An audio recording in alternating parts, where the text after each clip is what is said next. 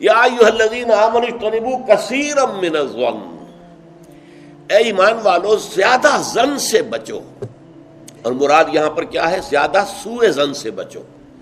حسن ظن کے بارے میں تو حضور کی حدیث ہے کہ حسن ظن جو ہے وہ تو عبادت میں سے ہے. حسن الظن من حسن العبادہ، یہ حضرت ابو ہریرہ سے روایت ہے، اور یہ مسند احمد ابن حنبل میں بھی ہے اور سنن ابی داؤد میں بھی ہے، ان کے حوالے سے مشکات میں بھی ہے. اس اعتبار سے حسن ظن تو مسلمان کا وصف ہے. سب سے حسن ظن رکھو، الا یہ کہ کوئی شخص ثابت کر دے کہ میں حسن ظن کے قابل نہیں ہوں، پھر آئندہ کے لیے محتاط رہیے آپ. لیکن کسی سے کوئی معاملہ شروع ہی سے بدظنی پر نہ کیجیے، سوء ظن پر نہ کیجیے. مجھ سے کہا تھا ایک صاحب نے جو یہاں اس وقت یہاں کا جو کونسلیٹ ہے، امریکن کونسلیٹ، اس میں پولیٹیکل سیکریٹری تھے، وہ میرے پاس آئے تھے خلافت کے بارے میں معلوم کرنے کے لیے کہ یہ خلافت کا آپ نام لے رہے ہیں، اس سے مراد کیا ہے.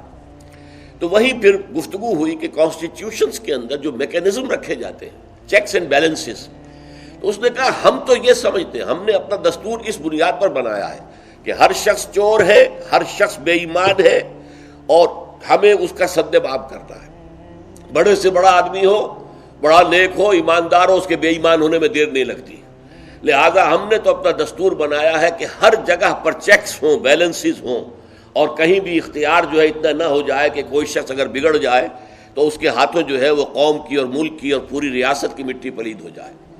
یہ اسلامی اصول نہیں ہے. اسلامی اصول یہ ہے ابتداءً آپ کا معاملہ کسی سے بھی ہو حسن ظن کی بنیاد پر ہوگا، لیکن یہ کہ اگر اس نے آپ کے حسن ظن کو زخم پہنچائی، ٹھیس پہنچائی، ثابت کر دیا کہ میں حسن ظن کے قابل نہیں ہوں، تو اب آپ سوء ظن معاملہ کر سکتے ہیں. الحزم فی سوء الظن، یہ کہاوت ہے. احتیاط اسی میں ہے کہ سوء ظن سے کام لیا جائے، اس لیے کہ آدمی بچنا چاہتا ہے، لیکن جیسا کہ میں نے عرض کیا ابتدا کرنا سوء ظن سے یہ اسلام میں پسندیدہ نہیں ہے.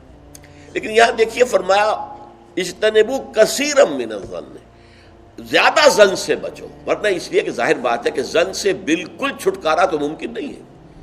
پچھلی نشست میں ایک صاحب نے سوال کیا تھا کہ شک میں اور ظن میں کیا فرق ہے. شک یہی ہے کہ ایک انسان کے بارے میں انسان سوچے کہ کہیں یہ کام نہ کر بیٹھے، میں اعتماد تو کر رہا ہوں، کہیں یہ میرے اس اعتماد کو ٹھیس نہ پہنچائے. اور سوء ظن جو ہے وہ یہ ہے کہ انسان جو ہے بغیر کسی اسباب کے، بغیر کسی عوامل کے، کوئی سرکمسٹانشل ایویڈنس نہیں ہے اور خام خواہ کسی کے بارے میں برا ظن قائم کر کے بیٹھ جائے. وہ گویا کہ فیصلہ ہوتا ہے. سوء ظن جو ہے وہ فیصلہ ہو جاتا ہے کہ مجھے اس شخص کے ساتھ معاملہ سوء ظن کے ساتھ کرنا ہے، یہ نہیں. البتہ شک کا پیدا ہو جانا یہ کوئی بری بات نہیں ہے، انسان ذرا سا احتیاط کا پہلو ملحوظ رکھ لے. تو فرمایا یا ایھا الذین آمنوا اجتنبوا کثیرا من الظن ان بعض الظن اثم، یقیناً بہت سے ظن گناہ کے درجے میں آ جاتے ہیں. آپ نے ایک شخص کے بارے میں رائے قائم کر لی، یہ برا آدمی ہے، یہ غلط آدمی ہے، یہ تو میرے درپے ہے، میرا دشمن ہی ہے، میری جڑ کاٹتا ہی رہتا ہے. حالانکہ ایسا نہیں ہے. نتیجہ کیا ہوگا؟ آپ کا طرز عمل اپنے سوء ظن کی بنیاد پر ہو جائے گا. ہر وقت جو ہے آپ کے طرز عمل سے ظاہر ہوگا وہ سارا آپ کے اندر جو بھرا ہوا مواد ہے، اور اس سے ہو سکتا ہے دوسرے شخص کی خامخواہ دل شکنی ہو، اس کے احساسات مجروح ہوں، اور تمہارے حصے میں اللہ کی طرف سے، اللہ کی آپ کی جانب سے اعمال نامے میں گناہ کا اندراج ہو جائے کہ ایک شخص کے خلاف خامخواہ اس نے سوء ظن کیا، جبکہ اس کے لیے کوئی آثار نہیں تھے، اس کے لیے کوئی بنیاد نہیں تھی. تو ان بعض الظن اثم، بعض ظن جو ہے وہ تو گناہ کے درجے کو پہنچ جاتے ہیں.